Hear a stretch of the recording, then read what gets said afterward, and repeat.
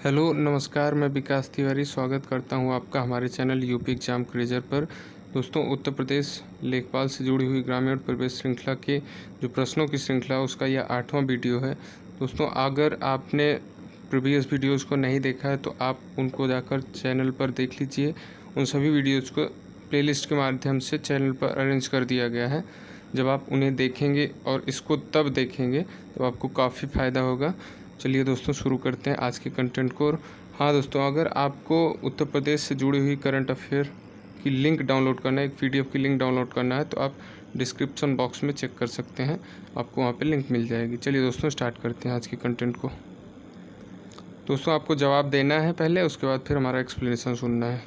तो आज का पहला सवाल है, निम्नलिखित में से कौन सी योजना सूखे पाक चीन युद्ध के कारण के साथ पाक और चीन के साथ युद्ध के कारण निर्धारित लक्ष्य को प्राप्त करने में असफल रही थी? नेगेटिव पूछ रहा है, कौन सी असफल रही थी, ठीक है ना। बताइए, प्रथम, द्वितीय, तृतीय, पांचवी कौन सी थी? तो सही सोचा आपने दोस्तों, तृतीय योजना, ठीक है। पहली वाली तो कृषि पर आधारित थी, सफल भी हो गई थी। द्वितीय आधारित थी बड़े बड़े भारी उद्योगों पे। इसी पंचवर्षीय योजना में 3 बड़े बड़े भारी उद्योग लगाए। कौन कौन से? BRD हमने बताया था। बी से बोकारो, बी से भिलाई हो गया था, आर से हो गया था राउरकेला, और डी से हो गया था दुर्गापुरा। बोकारो जो तीसरी पंचवर्षीय योजना में आया था, ठीक है। तीसरी पंचवर्षीय योजना में बोकारो आया था। दूसरी पंचवर्षीय में जो BRD का बी है, बी का मतलब भिलाई होता है, ठीक है ना। तृतीय पंचवर्षीय योजना बेचारी असफल ही रह गई थी। पांचवी पंचवर्षीय योजना में गरीबी हटाओ का नारा दिया गया था, ठीक है ना। आगे बढ़ते हैं। पांचवी पंचवर्षीय योजना के दौरान ही 20 सूत्री कार्यक्रम पेश किए गए थे माननीय श्रीमती इंदिरा गांधी जी द्वारा। ये सब रिलेट करेंगे तो याद आ जाएगा। तो सी ऑप्शन हमारा सही हो गया है। योजना आयोग द्वारा संचालित तीसरी पंचवर्षीय योजना 1961 से 1966 तक चलाई गई थी। 1961 से 1966 तक, ठीक है ना। पहली पंचवर्षीय योजना 1951 से 1956 तक, ठीक है। योजना आयोग बनाता ये योजनाएं बनाता कौन है? योजना आयोग। स्थापना 15 मार्च 1950, 15 मार्च 1950, ठीक है। और अंतिम फाइनल अनुमोदन कौन देता है? तो अनुमोदन देता है 6 अगस्त 1952 को निर्मित संस्था कौन सी? NDC 1952 को, ठीक है ना। 1952 को बनी थी। ऐसे याद कीजिए, रिलेट कर करके याद करिए। इसी दौरान 1962 में, किसके दौरान? ये जो तीसरी पंचवर्षीय योजना थी, ठीक है, इसी के दौरान भारत चाइना युद्ध हुआ था। 1965 भारत पाकिस्तान युद्ध हुआ था। 1965-66 में भीषण अकाल पड़ा था। इसी वाले के सब यही के तहत है, इसी के अंदर में पड़ रहा है ये सब। इसी वजह से ये असफल हो गई। इसी वजह से हम इस वाली पंचवर्षीय योजना को बेचारी बोल रहे हैं। समझ लीजिए, सारी की सारी जो 12 पंचवर्षीय योजना थी उसमें सबसे दुर्भाग्यशाली यही वाली पंचवर्षीय योजना थी, ठीक है। तीसरी पंचवर्षीय योजना एक सबसे असफल योजना मानी जाती है, ठीक है। 1966 से 1969 तक योजना अवकाश घोषित किया गया था। क्यों? ये तीसरी पंचवर्षीय योजना के दौरान जब असफलता हम लोगों को हाथ लगी, तब समझ लीजिए कि योजना आयोग के जो सदस्य लोग थे वो चौथी पंचवर्षीय योजना के बनाने के काबिल ही नहीं बचे थे। इतना टूट चुके थे अंदर से। तो उन लोग क्या किए कि एक योजना अवकाश लिए, उस योजना अवकाश में प्लान बनाए। प्लान के तहत हरित क्रांति को जन्म दिया गया। 1966 में हरित क्रांति आई तो खाद्यान्न बढ़ा। फिर जब चौथी पंचवर्षीय योजना आई तो चौथी हालांकि असफल थी, लेकिन कृषि की दृष्टि से अगर देखा जाएगा तो चौथी पंचवर्षीय योजना एकदम हवा में बातें कर रही थी, समझ लीजिए, ठीक है, क्योंकि हरित क्रांति आ चुकी थी उसके जस्ट पहले। उसके बाद पांचवी पंचवर्षीय योजना थी। पांचवी पंचवर्षीय योजना मात्र 4 वर्ष के लिए चली थी। गरीबी हटाओ का नारा दिया गया था। इंदिरा गांधी जी उस समय PM थी और 20 सूत्री कार्यक्रम लाया गया था। मोरारजी देसाई ने 1978 में ही बंद कर दिया गया। उसके बाद जो है अनवरत योजना आती है 1978 1979 में, 78 से 80 तक, ठीक है। उसके बाद फिर छठी पंचवर्षीय योजना आती है। ऐसे से याद है, होता जाएगा। चलिए आगे बढ़ते हैं। अगला सवाल हमारा देखते हैं। क्वेश्चन नंबर 2 क्या कहता है? निम्नलिखित विकल्पों में कौन सा विकल्प सही है? सही को हमको ढूंढना है। आप बताइए। अनाज की फसलें गेहूँ और धान होती है। गेहूँ, जौ, धान है, जो लिख उठा है, गेहूँ जौ है, ठीक है। बताइए, अनाज की फसलें हैं ये? हाँ, लग तो रहा है अनाज की हैं। हाँ। चारे की फसलें बरसीम, ज्वार, नेपियर घास, लीविया घास, हाँ ये सब घासें हैं। ये ज्वार जो है, हम लोग ऐसे कंफ्यूज हो रहे होंगे, लेकिन ज्वार जो होता है वो चारे की फसल में भी काउंट किया जाता है, ठीक है। और चीनी देने वाली फसलों में अगर काउंट करेंगे तो कौन कौन सी होती है? चुकंदर है और गन्ना है। बताइए सही है कि नहीं? आपको लग क्या रहा होगा? चुकंदर थोड़ा सा अजीब सा लग रहा होगा, लेकिन नहीं, जो चीनी का निर्माण किया जाता है, जिसे चीनी से सबसे अरे जो रस होता है, गन्ने का रस, उससे सबसे पहले गुड़ बनाते हैं। लेकिन गुड़ का रंग और चीनी का रंग देख के ऐसे नहीं लगता है कि ये दोनों एक ही पदार्थ से बने हुए हों जिसका नाम गन्ना है। ऐसा थोड़ा सा अजीब सा लगता है। तो उसमें क्या ऐसे बनाते हैं, प्रोसेसिंग में कुछ ऐसा कुछ मिलाते होंगे, तो चुकंदर भारी मात्रा में मिला के गन्ने से गुड़ बनता है, गुड़ से फिर चीनी बनाई जाती है, ठीक है। फिर उसके बाद मोटे अनाज पे आते हैं। तो मोटे अनाज चना, मूंग, दाल, ये मटर, ये सब मोटे अनाज में आई थिंक ये तो नहीं है, ये तो दलहनी फसलें हैं। तो यही आपने बिल्कुल सही सोचा था, ये वाला हमारा चौथा ऑप्शन सही। कौन सा सही नहीं है ये, यहाँ पे कौन सा सही नहीं है ये देखना चाहिए था, थोड़ा सी गलती हो गई है। सही तो ये भी है, ये भी है, ये भी है, ठीक है। अगर यहाँ पे पूछें कौन सा सही नहीं, देखिए हम ये PDF जब उस पर टेलीग्राम पे डालेंगे तो एडिट करके डाल देंगे। बाकी अभी यहाँ पे थोड़ा सा मैनेज कर लीजिए कि ये ऑप्शन डी है और यहाँ पे सही नहीं है पूछा गया, ठीक है। चलिए दोस्तों आगे बढ़ते हैं, इसका एक्सप्लेनेशन देख लेते हैं। बाकी जो 3-4 तरीके की और फसलें होती हैं उनको भी देख लेते हैं। अब मोटे अनाज में जो सा वहाँ पे तो हमारा गलत सुमेलित हुआ है, तो होता कौन सा मोटा अनाज? देखिए ज्वार होता है, बाजरा होता है, मक्का होता है, एक कोदो होता है, कोदो, ठीक है, मड़वा होता है, काकून होता है। ये सब स्थानीय फसलें हैं, ठीक है। स्थानीय लोग जहाँ के, ये सब कोदो जो स्थानीय भाषा में जो कहा जाता है वो समझ रहे होंगे। और ये ठीक है ना। आगे बढ़ते हैं, दलहनी फसलें। दलहनी फसलें तो हमारा रोज़ का ये सब होता ही रहता है। मान लीजिए मोटे अनाज में यही 3 ज़्यादा हमको परिचित थे, बाकी इधर ही का 3 नहीं था। ऐसे में दलहनी फसलों के साथ ऐसा नहीं होगा। चने से भी हम परिचित हैं, मटर से भी हैं, मसूर से भी हैं, सोयाबीन और अरहर सब से हम परिचित हैं, सब दलहनी फसलें हैं। रेशे की फसलें, रेशे की फसलें जिससे हम लोग कपड़ा बनाते हो, कपड़ा, चाहे वो हमारा कपड़ा हो चाहे भैंस का कपड़ा हो। भैंस का कपड़ा मतलब जूट का जो बोरा होता है वो भैंस का ही कपड़ा कह सकते हैं ना, ठंडियों में ओढ़ाया जाता है उनको ठंडी से बचाव के लिए। तो ये कपास जो है ये रेशे की फसल है। जूट, सनई और फ्लैक्स, ठीक है, ये सब रेशे की फसलें हैं, ठीक है। आगे बढ़ते हैं, क्वेश्चन नंबर 3 आता है हमारा। क्वेश्चन नंबर 3, ऑपरेशन फ्लड किस चीज़ से के उत्पादन का द्योतक है, मतलब किस चीज़ के उत्पादन को दर्शाता है? तो आप बताइए, आलू के, मांस के, दूध के या पेट्रोलियम के? बताइए।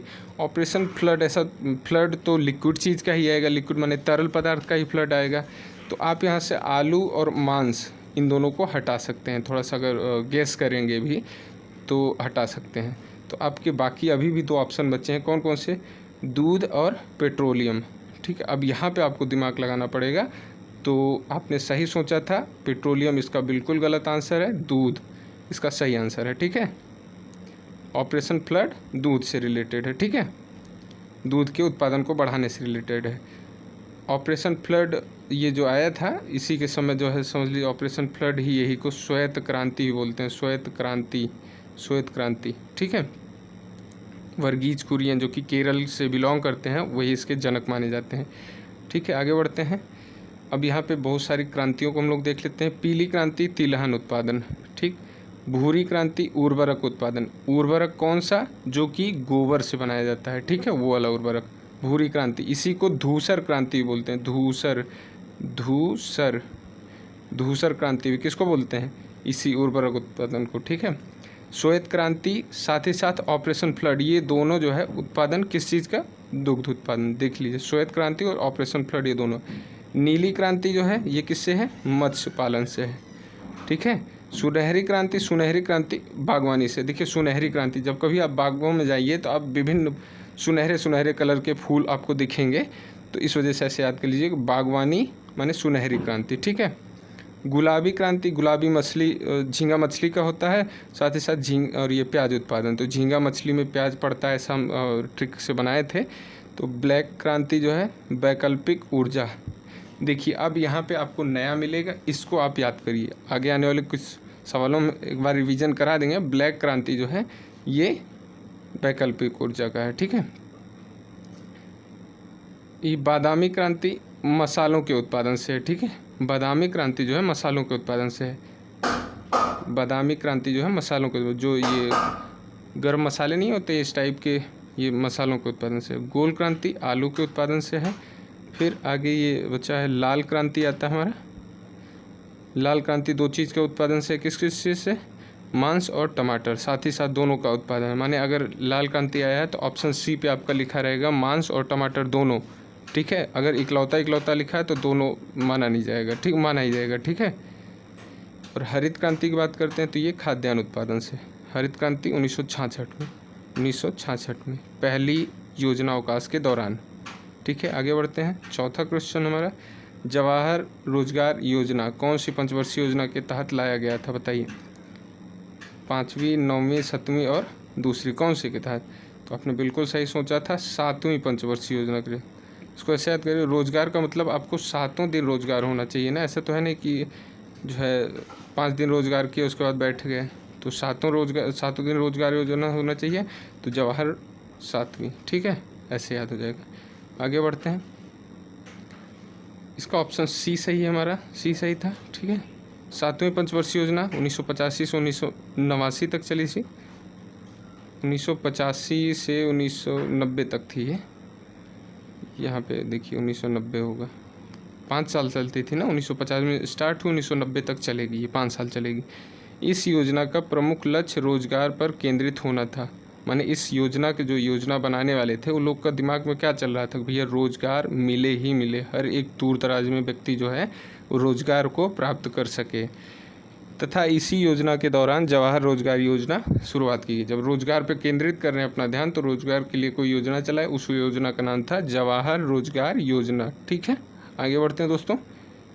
5वां क्वेश्चन पे हम लोग आ गए हैं। निम्नलिखित में से कौन सा ग्राम सभा का सदस्य नहीं होता? कौन सा जो यहाँ पे ऑप्शन का जो लिखा हुआ है वो कौन सा है जो कि ग्राम सभा का सदस्य नहीं होता है, बताइए।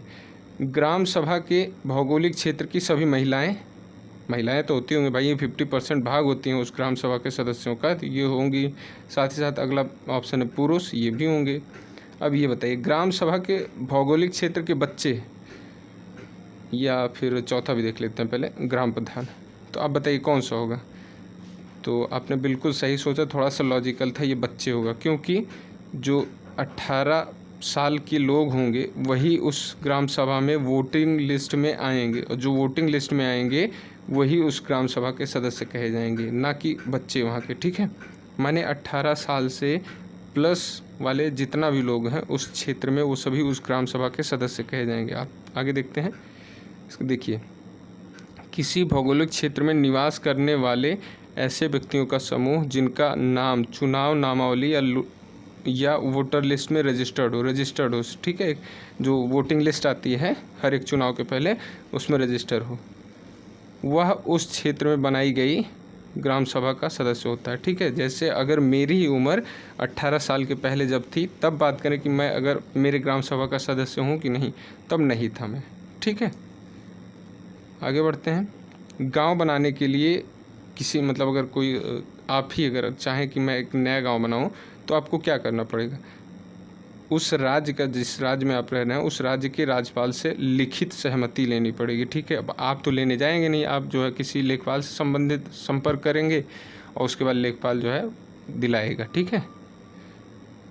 हस्ताक्षर मुहर वो करवा के लाएगा, तभी आपके गाँव की मान्यता दी जाएगी, ठीक है। आगे बढ़ते हैं। गांव 4 प्रकार के होते हैं, कौन कौन से, ये लिखे हुए हैं। ये सब बहुत पहले इसी प्रश्नों की श्रृंखला में भी हमने पढ़ा है, उसके बाद जो थियरी का श्रृंखला है उसमें पढ़ा था, ठीक है। आगे बढ़ते हैं। 6ठा क्वेश्चन हमारा, कृषि को संविधान की 7वीं अनुसूची जो है कि कौन से विषय में रखा गया है? माने कृषि को 7वीं अनुसूची में रखा गया। 7वीं अनुसूची में 3 अनुसूचियाँ हैं, ठीक है, 3 ठे हैं। अब तीनों में से कौन से में रखा गया था? संघ, राज्य या समवर्ती में, किस में रखा गया है? तो ये चौथी तो वैसे में डाल दिए हैं, यही 3 है। बताइए किस में रखा गया कृषि को? तो आपने बिल्कुल सही सोचा, ये राज्य सूची में है, ठीक है। आगे देख लेते हैं। भारतीय संविधान में मूलतः 8 अनुसूचियाँ थी। माने जब संविधान 1950 में लागू हुआ पूर्ण रूप से 26 जनवरी 1950 को, तब उस समय 8 अनुसूचियाँ थी, ठीक है। आगे देखते हैं, संविधान की 7वीं अनुसूची के तहत 3 प्रकार की लिस्ट बताई गई हैं। कौन कौन सी लिस्ट? संघ सूची, राज्य सूची और समवर्ती सूची। ठीक ना। समवर्ती सूची की अवधारणा ऑस्ट्रेलिया से ली गई। ये पूछा जाता है कि समवर्ती सूची जो है भारतीय संविधान में है, ये कहाँ से लिया गया? ऑस्ट्रेलिया से। ऑस्ट्रेलिया। ठीक है, यहाँ पे ऐसे ही पड़ता है, जब देखेंगे आप वर्ल्ड का मैप जब देखेंगे तब। देखिए, कृषि, पुलिस, जेल, जन स्वास्थ्य, ग्राम पंचायत आदि राज्य सूची में आते हैं। विदेश सेवा, रक्षा सेवा, रेल, युद्ध शांति, डाकतार और मुद्रा बैंकिंग आदि सब जो हैं ये संघ सूची में आते हैं। संघ सूची का मतलब जब जो मोदी गवर्नमेंट के अंडर में आते हैं, समझ लीजिए, और राज्य सूची का मतलब योगी के अंडर में। ठीक ना। ऐसे मुद्दे जिन पर राज्य और केंद्र दोनों, माने मोदी और योगी दोनों लोग अपना केंद्र और राज्य सरकार दोनों अपना कानून बना सकती हो, वो समवर्ती सूची में आते हैं। ठीक ना। जैसे शिक्षा हो गया, माने आप शिक्षा का आप सेंट्रल यूनिवर्सिटी भी सुनते होंगे और राज्य यूनिवर्सिटी भी, स्टेट यूनिवर्सिटी भी सुनते हैं। ठीक है। विवाह और तलाक, वन एवं पर्यावरण, ये सब आपने दोनों राज्यों पे कानून बना सकते हैं। ठीक है। इस वजह से ये समवर्ती सूची में आते हैं, या यूँ कहें ये समवर्ती सूची में आते हैं इस वजह से जो है दोनों सरकारें जो हैं कानून बना सकती हैं। ठीक, आगे बढ़ते हैं। हमारा 8वां प्रश्न आ जाता है, खीरा, ककड़ी, तरबूज आदि किस प्रकार की फसलों का उदाहरण है? तो बताइए आप, इन चारों में से कौन सा फसल है? रबी, खरीफ, जायद और नकदी। नकदी का ये बता देते हैं, नकदी मतलब जो ऐसी फसलें जो किसान जो उगाता है सीधा कैश प्राप्त करने के लिए, ना कि अपने घर में स्टोर करने के लिए। ठीक है। जैसे नकदी फसल का हम एग्जांपल दें तो जो अगर कोई किसान कपास उगा रहा है तो वो क्या करेगा? इसको बेचेगा ही बेचेगा, ऐसा तो है नहीं कि अपने लिए उगाएगा, वो अपने घर में ही मिल लगाएगा। तो ये सब नकदी फसल कहलाएगी। तो आपने बताइए कौन सा था इसका? आपने सही सोचा है, जायद। ऑप्शन सी सही है इसका। ठीक है, आगे बढ़ते हैं, देखते हैं। सी इसका सही था। जायद क्या होती है हम लोग देखते हैं। इस तरह की फसलें मार्च अप्रैल में बोई जाती हैं। मार्च अप्रैल माने इसी समय जो है बोई जाती हैं, जो जिस समय हम लोग अभी यहाँ जी रहे हैं। यह फसलें अत्यधिक गर्मी और शुष्क हवाएं सहन करने योग्य हैं, क्योंकि इसमें ज़्यादा पानी होता है। यही ज़्यादा से जायद। ठीक है, ज़्यादा ऐसे गलत स्पेलिंग है इसकी, ज़्यादा की, तो इससे ज़्यादा से जायद ऐसे लग जाएगा ना। ज़्यादा पानी की ज़रूरत किस में होती है? जायद में। उदाहरण खीरा, ककड़ी, तरबूज। खरीफ वाले के आते हैं हम लोग। खरीफ क्या होता है? इस तरह की फसलें जो हैं जुलाई में बोई जाती हैं। ठीक है, जुलाई में बोई जाती हैं और साथ ही साथ 3-4 महीना बाद काट ली जाएँ। तो कब? जुलाई से 4 महीना आगे जाएंगे तो अक्टूबर में कटाई होती है इनकी। इस तरह की फसलों की बुआई के समय ज़्यादा तापमान, माने उस समय का अंदाज़ लीजिए कि जुलाई में कौन सा लेवल का तापमान होता है। ज़्यादा तापमान होता है और आर्द्रता भी होती है उस समय। आर्द्रता का मतलब उमस। ठीक है, उमस भी होती है उस समय। साथ ही साथ पकने के समय, माने जब पक जाती हैं फसलें, उस समय का क्या है? शुष्क वातावरण की ज़रूरत है। शुष्क वातावरण मतलब जो वातावरण में आर्द्रता बिल्कुल नहीं हो। तो आप सोच लीजिए कि जब नवंबर दिसंबर, ये अक्टूबर आता है, अक्टूबर नवंबर, उस समय वातावरण में नमी बिल्कुल भी कम हो चुकी होती है। ठीक ना। इसका एग्जाम्पल क्या है? धान, ज्वार, बाजरा, मक्का, तिल, मूंगफली, तंबाकू, जूट, ये सब जो हैं आ जाती हैं। रबी की फसलें जो खरीफ के बाद बोई जाएंगी, माने वही नवंबर दिसंबर में बोई जाएंगी, उसके बाद जो है फरवरी मार्च तक काटी जाएंगी। फिर फरवरी मार्च में जायद बोई जाएगी, जो कि जुलाई तक काटी जाएगी। ऐसे ही फसलों का चक्र चलता रहता है। इस तरह की फसलें अक्टूबर में बोई जाती हैं और अप्रैल में काटी जाती हैं। ठीक है। इस तरह की फसलों की बुआई के समय कम तापमान, देखिए कम तापमान कब बोया गया था? नवंबर में मतलब ठीक ही ठाक तापमान रहता है, कम के रूप में देखा जाए तो। ठीक ना। और कटाई के समय अधिक तापमान, देखिए इस समय अधिक तापमान होता है, तभी गेहूं की जो डंठलियाँ होती है उससे भूसा बनेगा। ठीक है, नहीं तो फिर बनेगा ही नहीं। तो अधिक तापमान, एकदम शुष्क हो जाए, वो सूख के एकदम समझिए खर हो जाए एकदम से। आगे बढ़ते हैं, समझे, आशा करते हैं कि आपको समझ में आया होगा। ठीक, ये हमारा अगला क्वेश्चन है। ये क्वेश्चन नंबर शायद गड़बड़ा गया है, देख लीजिएगा जौन सा होगा। उत्तर प्रदेश के किस जिले में सर्वाधिक वर्षा प्राप्त होती है? बताइए कौन से जिले में सर्वाधिक वर्षा प्राप्त की जाती है? उत्तर प्रदेश का कौन सा जिला है? गोरखपुर, बांदा, मथुरा, महाराजगंज। ये उत्तर प्रदेश स्पेशल का भी सवाल है, तो आपने सही सोचा है, सही आपने चुना था गोरखपुर ज़िले में, ठीक ना, गोरखपुर, वही योगी जी वाला गोरखपुर। आगे बढ़ते हैं। उत्तर प्रदेश में सर्वाधिक वर्षा गोरखपुर ज़िले में होती है। यह ज़िला जो है माने गोरखपुर राप्ती नदी के तट पे बसा हो, राप्ती नदी, राप्ती, ठीक है, ये गोरखपुर स्पेशल हो गया, समझिए, राप्ती नदी के तट पे बसा हुआ है। और अयोध्या कौन सी नदी के तट पे बसा हुआ है आपने कमेंट करके बताना है, ठीक है। अयोध्या, अयोध्या मर्यादा पुरुषोत्तम अंतर्राष्ट्रीय हवाई अड्डा जहाँ पे निर्मित होने के लिए प्रस्तावित है, वो वाला अयोध्या कहाँ, कौन सी नदी के तट पे बसा हुआ है?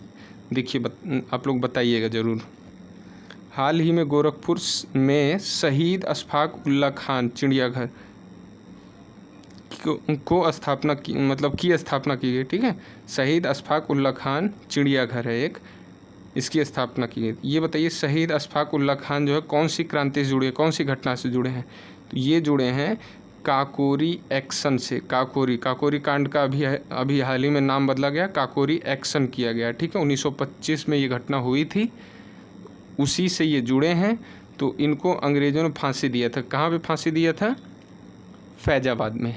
उस समय उसका नाम फैजाबाद था, वर्तमान में अयोध्या हो गया, ठीक, वहीं पे फांसी दी गई थी। उत्तर प्रदेश का मथुरा जिला, देखिए ऑप्शन में मथुरा लिखा था, तो मथुरा जिले में सबसे कम वर्षा प्राप्त करने वाला जिला है।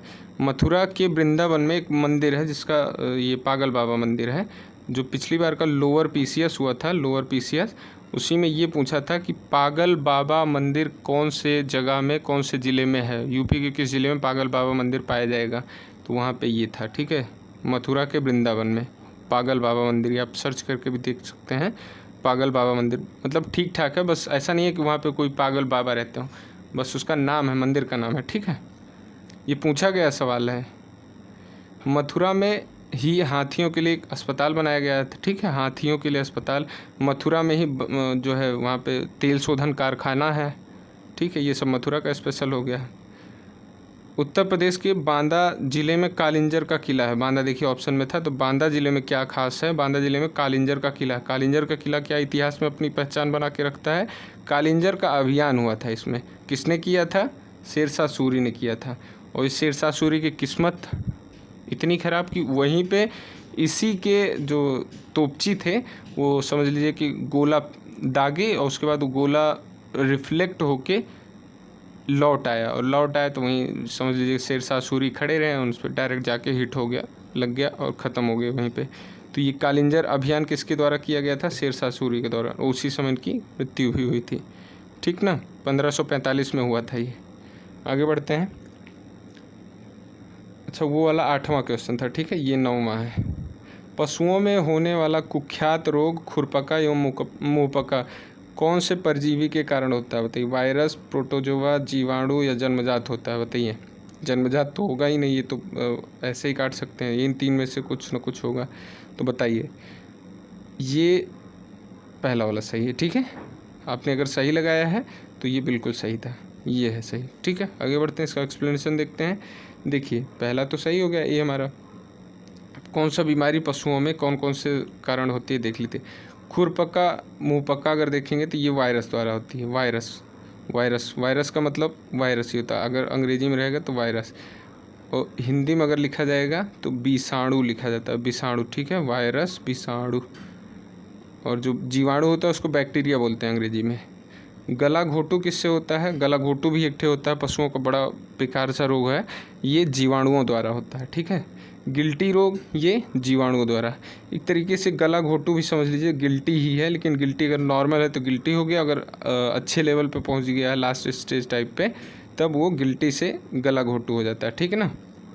आगे बढ़ते हैं। लंगड़ा बुखार ये भी जीवाणु द्वारा होता है। थनैला एक रोग होता है पशुओं में, थनैला, जो दुधारू पशु होते हैं उनमें थनैला रोग होता है, वो कौन से के द्वारा होता है? कौन से परजीवी के द्वारा? जीवाणुओं के द्वारा, बैक्टीरिया के द्वारा, ठीक है। फिर मिल्क फीवर आता है। मिल्क फीवर जो है ये कैल्शियम की कमी से, जब दुधारू पशुओं में कैल्शियम की कमी होती है तब उनमें मिल्क फीवर आ जाता है। तो मिल्क फीवर आने से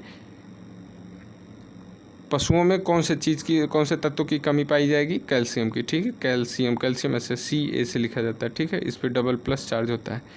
आगे देखते हैं, पंख एवं पूंछ में सड़न रोग होता है, ये किसके द्वारा?